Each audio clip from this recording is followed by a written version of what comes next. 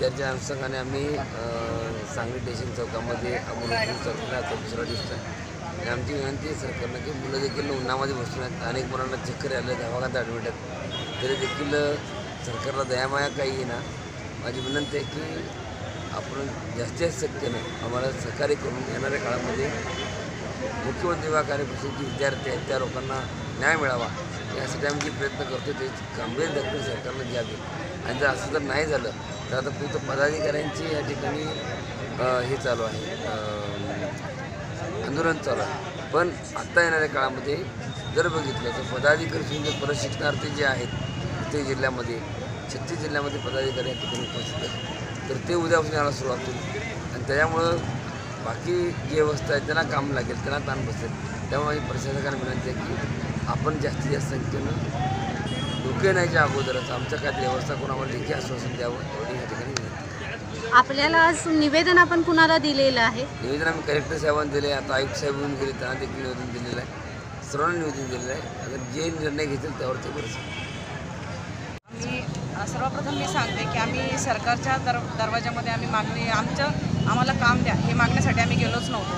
त्यांनी तात्पुरतं निवडणुकीच्या वेळेसाठी आम्हाला गाजर दाखवून आम्हाला नियोजित करून घेतलं आणि त्यांनी तेव्हा शब्द दिला होता की आम्ही तुम्हाला शासकीय आस्थापनेत कायम करू, पण त्यांनी तसं न करता 6 महिन्यांचा कार्यकाळ संपल्यानंतर आम्ही आंदोलनं करून आमचं 5 महिने आम्हाला पुन्हा एक्सटेन्शन देण्यात आलं। पण आता 11 महिन्यानंतर काय, आम्ही 30-35शीतले मुली आहोत, आमच्याकडे मिळवायलाही काही नाही आणि गमवायलाही काही नाही। आम्ही सरकारच्या विरोधात जाऊन कुठलंही धोरण करणार नाही, पण आमच्या बाबा आमच्या मागे असल्यानंतर आमच्या मागण्या पूर्ण होणार आणि आमच्या हाताला कायमस्वरूपी रोजगार देण्यात यावा हा सरकारचा शब्द होता आणि माननीय सरकार मायबापांनी तो शब्द पाळला पाहिजे असं आमचं सर्वांचं पूर्ण महाराष्ट्राच्या वतीने विनंती आहे। महाराष्ट्र राज्याचे माननीय मुख्यमंत्री साहेबांनी आम्हाला निवडणूकपूर्वी जे आश्वासन दिलं त्या आश्वासनाची फक्त पूर्ती करावं आम्हाला हीच अपेक्षा आहे। आम्हाला ज्या योजनेच्या अंतर्गत नियुक्ती दिली तिथं आम्हाला सांगितलं गेलं की माध्यमिक शिक्षण पूर्ण करा तेच तुम्हाला परमनंट करण्यात येईल, आम्हाला त्यासाठी प्रशिक्षण सुद्धा दिलं जातो।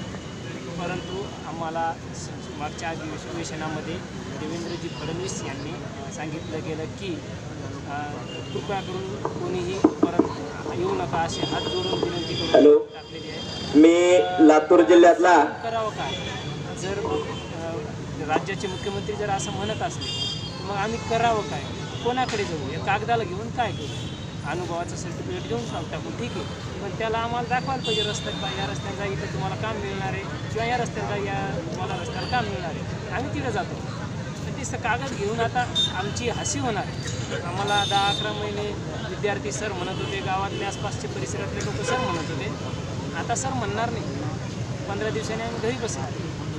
आम्हाला म्हणजे आम्ही अगोदरही त्यांच्याकडे मागितलं नव्हतं, आम्हाला वापर केला गेला राजकारणासाठी, निवडणूक लढून त्यांचा वेळ काढून घेण्यासाठी। मग त्याच्यानंतर आता आम्ही पुन्हा काय करायचं, आता इथं भरले 15 दिवसांनी घरी बसल्यापेक्षा इथंच खाऊन पिऊन इथं खाणार बी नाही, आता पिणार बी नाही, घरी जाऊन खाऊन पिऊन उपाशी मरल्यापेक्षा एक टाईम खायचं आणि एक टाईम उपाशी राहायचं, त्यापेक्षा इडंच उपाशी राहायचं। इडं जोपर्यंत होत नाही आणि बाबा जोपर्यंत काही खात नाही पित नाही, जोपर्यंत उपोषण सुटत नाही तोपर्यंत आम्ही जे खाणार नाही, तोपर्यंत आम्ही इथून तिथून निघून जाणार।